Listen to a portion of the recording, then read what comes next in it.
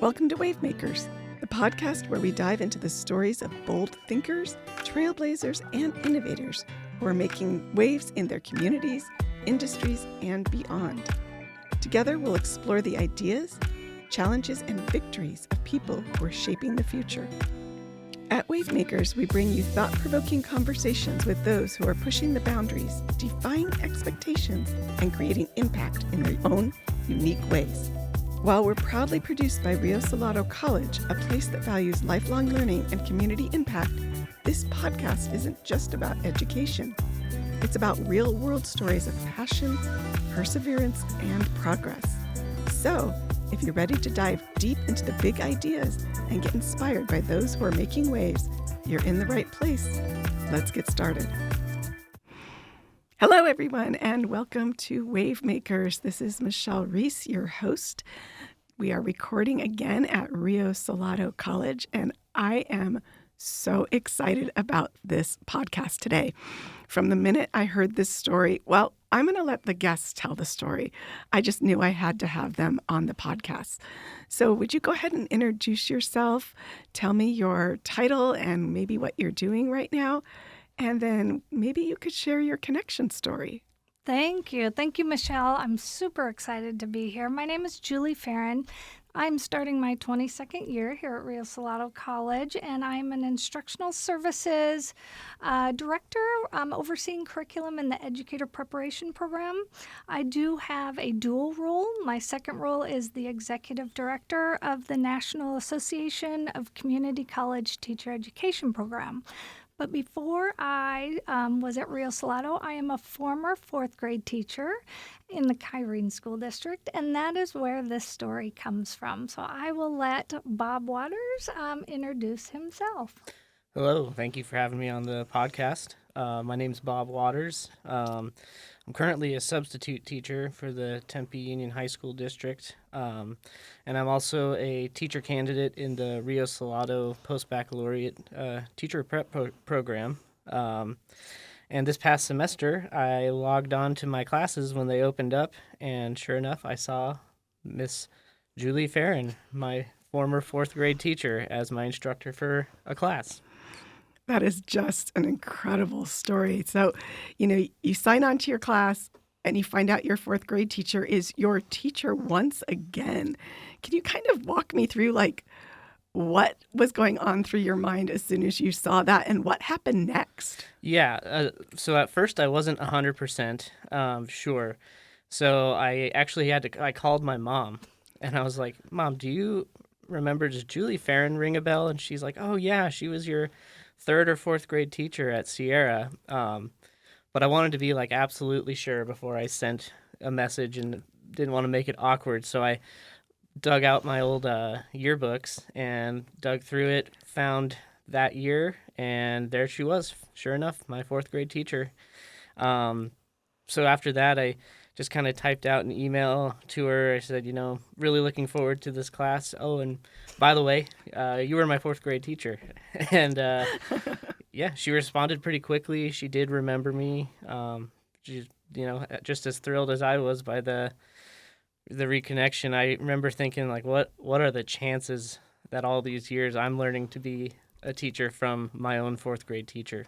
Talk about full circle. So, Julie, what was your initial reaction when you got that email, and did you remember Bob? Oh, I absolutely remembered Bob, and I just have to tell you, I was working at home that day, and I got the message in the message center, and I couldn't believe it. It was incredible. Just what an experience. I came out of my office, I said to my family, I have a student in my class right now, and I think it took him a minute to get there, really? How do you know? And I said, well, he just introduced himself and said, I think you were my teacher. And I do remember him from fourth grade. It was I loved being a teacher, such a great experience. And it was just it was, like you said, Michelle, it was a full circle moment. I just went, never, in all my years teaching, I've never had a student from my former years being a K-12. I do keep in touch with some, but they've not gone into education or let alone be in my class. So it was just incredible. Oh my goodness, I can't wait to hear more. Bob, what are some of your memories? Okay, we're going to pick on Julie a little, of being in that fourth grade class with your now professor. Yeah. And, what do you remember? What was the teaching style back then that you recall going through that journey? Yeah, I actually have a very specific memory of Julie. So at that age, fourth grade, I was like just an incredibly anxious and like shy child.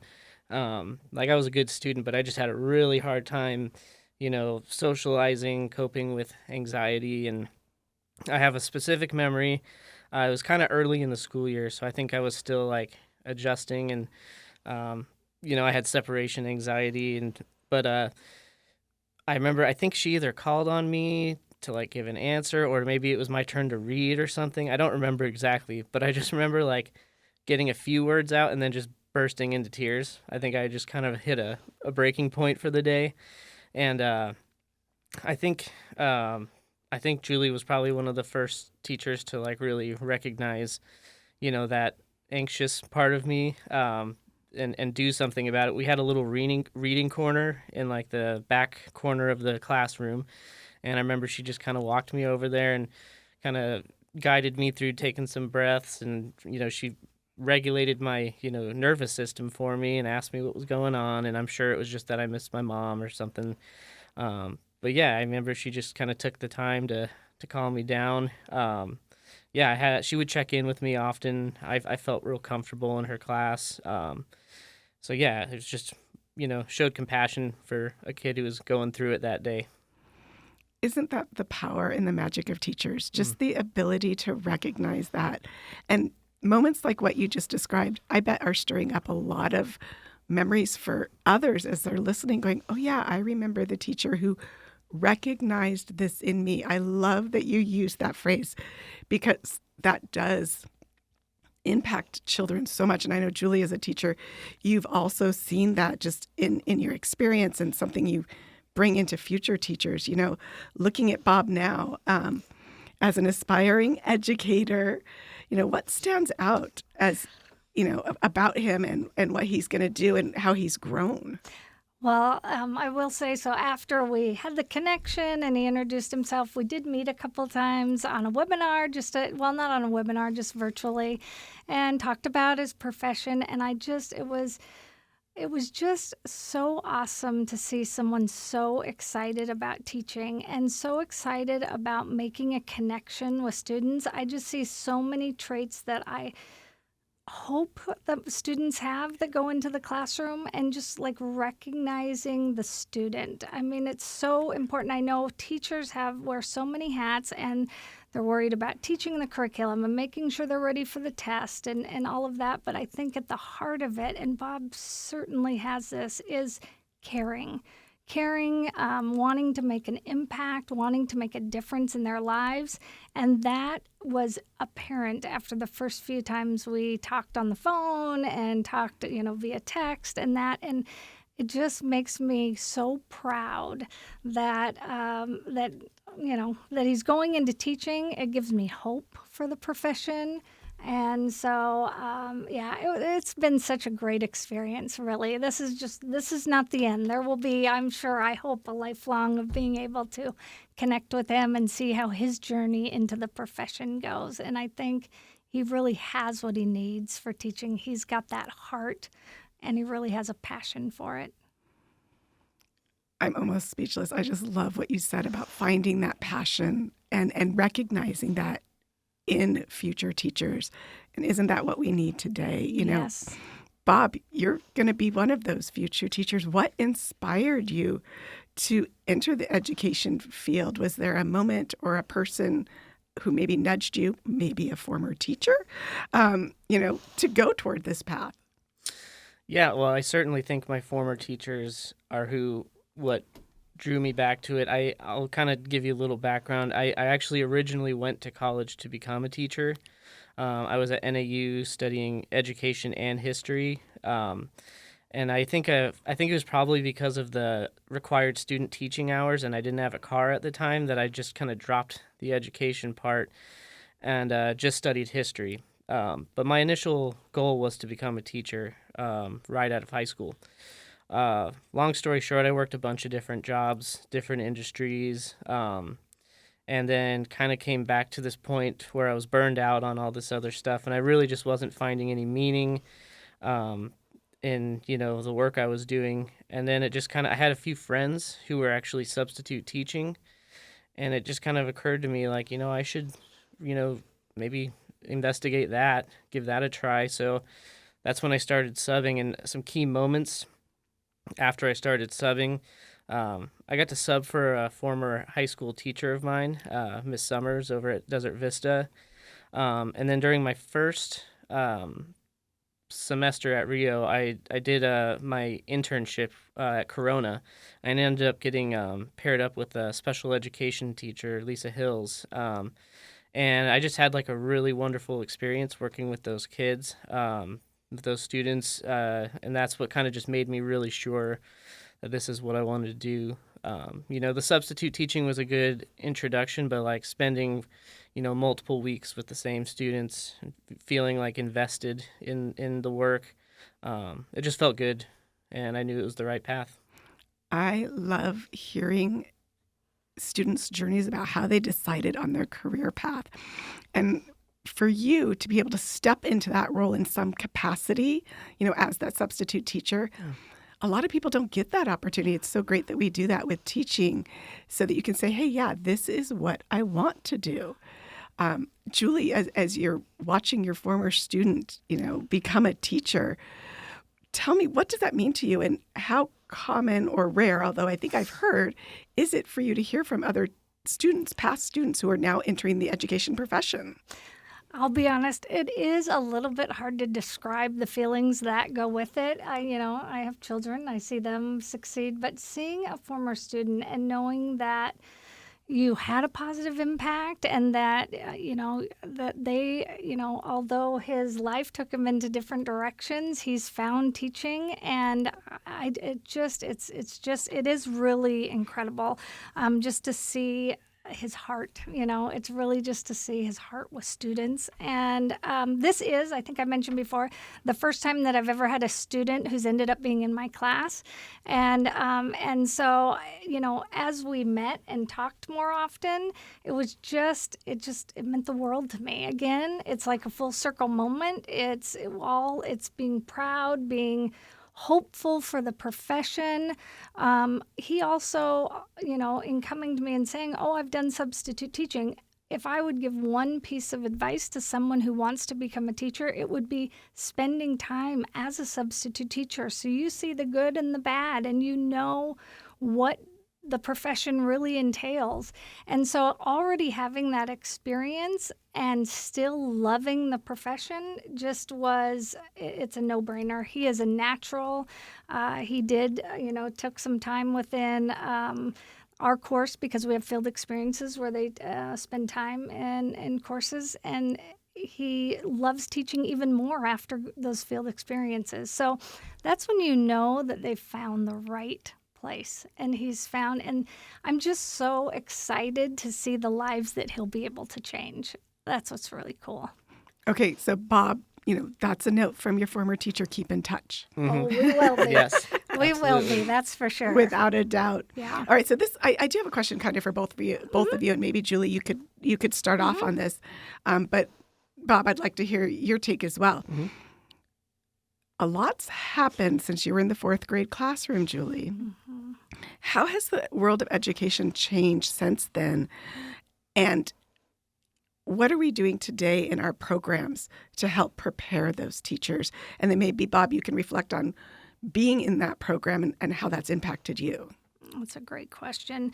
So I will say, because I do get to visit a lot of classrooms still to this day with my role, which I love. And so I will say teaching has changed tremendously, but I do think the heart of being a teacher and the classroom hasn't changed at all. I think that is showing up every day and being someone that a student can go to if they're having a hard morning. I do think, that students have a lot to deal with, a lot to handle from the outside world. And I love the idea of being a teacher that comes with no judgment, no preconceived notions, that is just so happy to see. I hope that students, and I do feel a lot of our teacher candidates are very passionate and are super excited to be in the classroom. They're showing up for those students, and they're showing up in such a way that this could be that student's safe place. And we don't know. I mean, it could be their safe place for the day. And, I want kids to be excited. One thing I do remember always saying to my class that I was teaching is, nobody said that being in school couldn't be fun. We all work hard, but I think as a teacher, just making sure that you love your students as much as you love the content, and being able to establish procedures. The class that Bob was in was classroom management, but being able to have a classroom environment that is positive, that really helps students navigate that social space. I think some things have changed even since maybe the pandemic, and socially, it can be a little bit challenging. And so I think it has changed tremendously, even in not just in the state of Arizona with my role with NACTEP, it's changed across the nation for sure. But I do feel there's hope. I do feel that there are many, many amazing teachers that are doing so much for students, that are that shining bright in the day. And I think that is what I think we need to support the profession more. I think we need to have these podcasts like this where we're celebrating the impact that, people have had on one another, because that's what teaching and education means to me, is really celebrating it. I know that there's challenges. There's always going to be challenges, but just hoping to have the teachers have that safe place for their students. I love that. And it's so important today. And I'm sure it was just as it was important, 20 years ago. Yes. Yes. Bob, as you're going through the educator preparation program and you're listening to Julie talk about how things have changed, but also reflecting on your own background, what are you learning? What are you taking? What are some of those great things that you're getting from not just Julie's class, but other classrooms to prepare you to walk into the classroom as a teacher yourself? Yeah. The classes cover quite a bit, specifically from Julie's class, classroom management. Is his name Wong? Harry? Is it Henry Wong? Harry Wong. Yeah, his book is amazing. I learned a lot from him. It kind of what she was saying, just like the heart of teaching, is just being there, showing up, building those relationships with students, how important it is. As a substitute teacher, I don't often get to have enough time to practice those skills. So the program does really focus on stuff like that. You're also learning about all the different legislation and, the legal background behind, the state, the education, in the state. And then you also, you learn about the different, IEPs and how those function in the classroom, how those affect you, how you're going to be involved in an IEP team. So you kind of learn about all the different facets of teaching. And I think honestly, the biggest change really between fourth grade and now, I think, is just technology. I think there's just an added level of responsibility to teachers to understand and use technology appropriately. Because, in reality, our students are going to have to be savvy enough with technology in the world they're living in, the world they're going to be working in, kind of have to embrace that and work it into your teaching a little bit more than maybe in the past. But other than that, I think the heart of teaching and what it means to be a good teacher is largely the same. The heart of teaching goes from kindergarten through 12th grade, and it sounds like it even extends into college as you're talking about the shared relationship you guys have built, and I'm sure, Julie, you build with your other students. Yes. Bob has a bit of a unique perspective because he's had you as a teacher before, but I have to ask, it wasn't because of Julie that you joined Rio. Why did you choose Rio?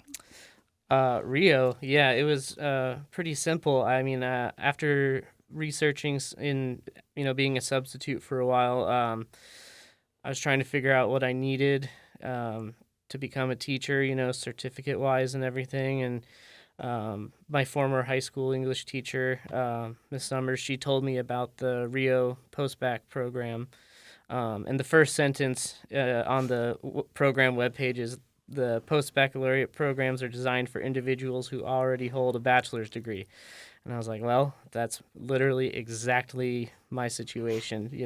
I really didn't want to have to go back to another 4-year degree. So it was a pretty simple decision. Reached out to Rio, looked through the courses, saw how long it was going to take. It just made sense for me. When did you start the program, may I ask? Last semester was my first semester. Excellent. Yeah. You mentioned the post-bac program. Mm-hmm. Just for our listeners, Julie, who may not know, can you give just a quick definition or Absolutely. describe what programs we do offer at Rio for education? Absolutely. So we have quite a few programs within our educator preparation programs, and we have designed them for people who want to make a difference but need some flexibility. So it is a high quality path to get there. We launched our bachelor's degree in elementary and special education in the fall of 2023. So that was super exciting. We just had our first group of graduates. And it's so exciting to say that. Our first group of graduates in May. So it was so fun. And then we also offer like Bob's in the post-baccalaureate program. And we have elementary, secondary, special education. And they're perfect for like career changers. Exactly like Bob, who has a 4-year degree, not necessarily sometimes in education, but he doesn't have the credentials for teaching. And so that's a perfect program for them. And then we also have the alternative teaching program, which is we also call teacher in residence program. You'll hear those words synonymously. And that is a partnership with the Arizona Department of Education and then a local school district. So if a teacher candidate is interested, they go to a school, and if the school recognizes that Rio is one of their partners, which are many of them, they are hired on as a first and then a second year teacher, so they're paid as a first and second year teacher, and they receive an alternative certificate from the Department of Education, and at the same time they're enrolled in our teacher in residence program. And that is more of a cohort model where we try to place them within contents, and they're meeting with a program supervisor who is with Rio Salado College for the entire 2 years. And so they able to create that relationship. Plus, we have a lot of rural districts that might just have one teacher in 3rd grade. And so having this connection for other teachers that might be in the same content area, it's just really a big support. So I will say that it's really important for us within our program that we prepare diverse, reflective educators who are ready to meet students where they're at and to help them grow. So Rio has been a wonderful, I want to say our post-baccalaureate program is about 3 years old. And so we have some incredible courses, that's for sure. I was at both the Rio Salado graduation ceremony and the educators' convocation, and it was, just so exciting to meet those students who finished their bachelor's degrees with us this year and are going on to teach, and also meet the students who have finished both the post-bac programs.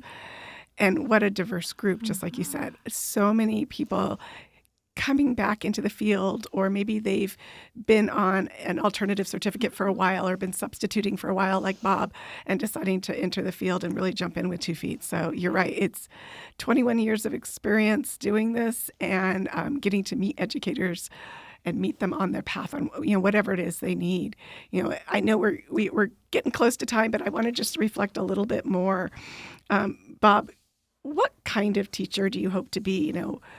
Which program? You said you're in the post-bac. I didn't know if you had an area of focus. And maybe is there a specific value or style that you hope to emulate, maybe even draw upon, what you saw in your 4th grade teacher?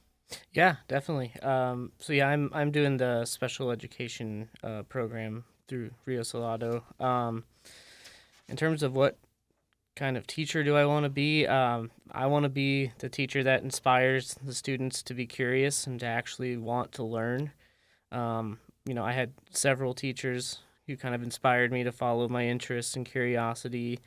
I don't know that I would have gone to college had it not been for a few teachers that, kind of took interest and helped me feel like I could do it. In terms of what I drawn from my fourth grade experience, definitely want to just bring that compassion to students and just, remember that, they're not just, drones. They're there to, learn, but, they're humans and they're going through stuff. And I just hope that I can be a teacher that students trust, be able to create a classroom where they're comfortable, they can feel relaxed and just focus on learning.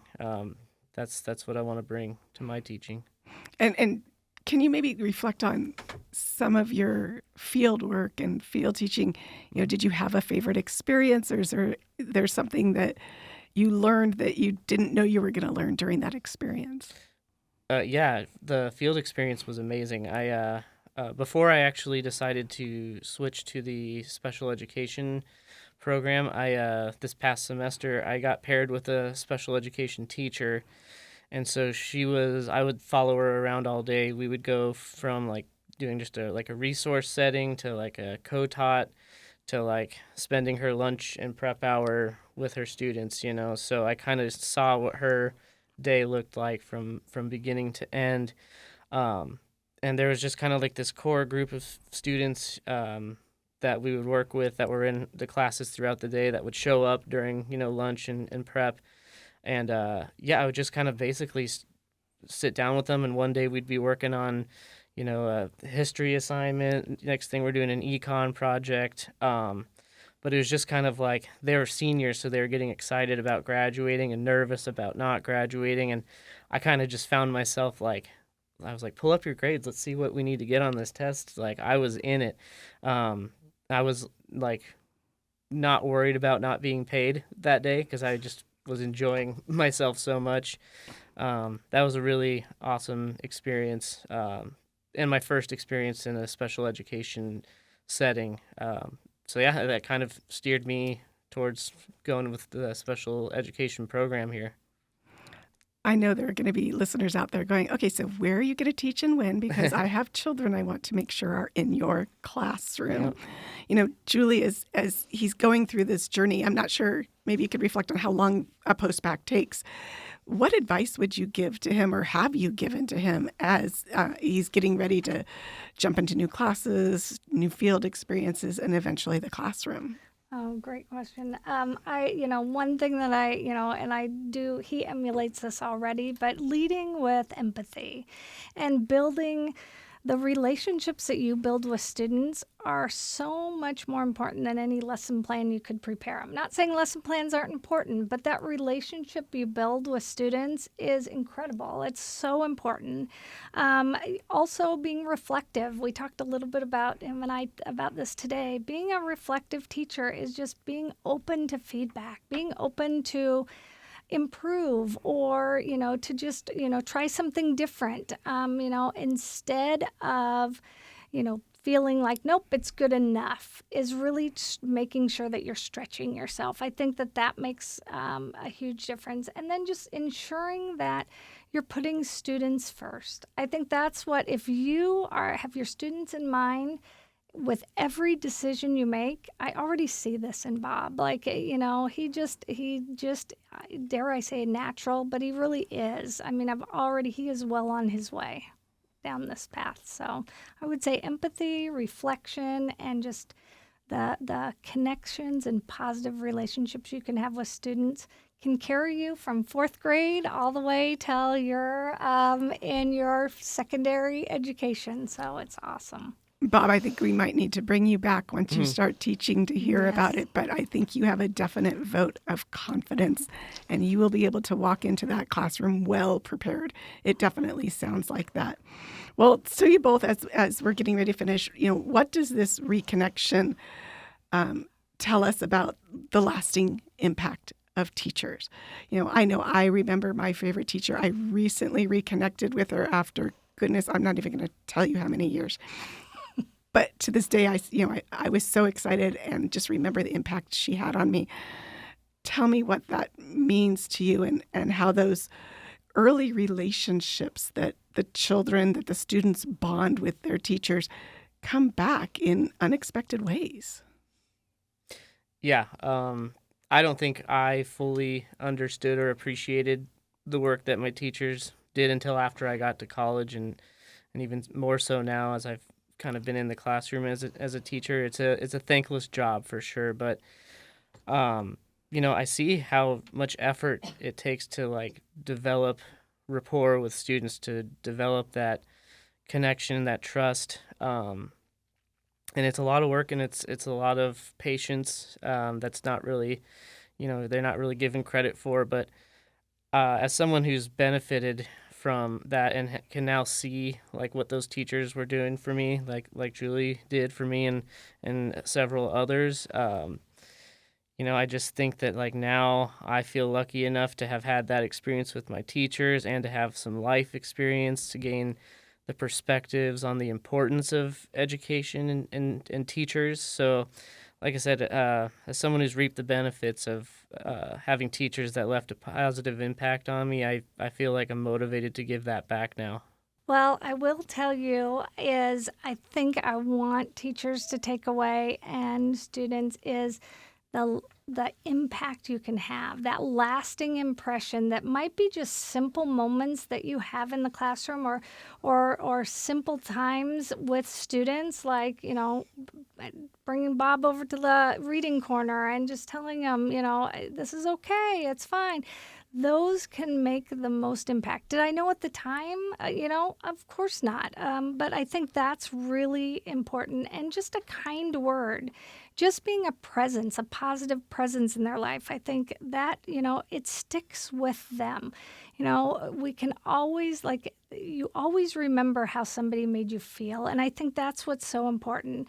And I think, too, as the years go on and fate brought Bob back into my life, it's just inspired me to go, you know what, I love this profession. This is why I went into it many years ago. And then I found a calling to training teachers. And so I followed that, and I have not regretted it one single bit.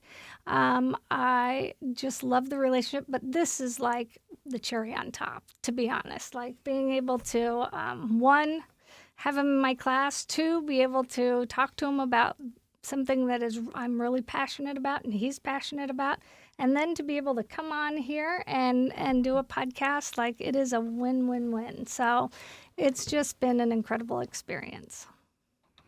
See, listeners, I knew this was going to be a great story. Thank you both for taking the time to share about your journeys, to share about your experience in education. I certainly hope that it inspires others. I think I better call my journalism teacher again because it's been a few months. Thank you, listeners, for being with us today on Wavemakers. We look forward to hearing from you if you have any ideas for future stories, and or if you're a student who yourself went through Rio and wants to share your experience, don't be afraid to reach out. Have a wonderful evening, everybody.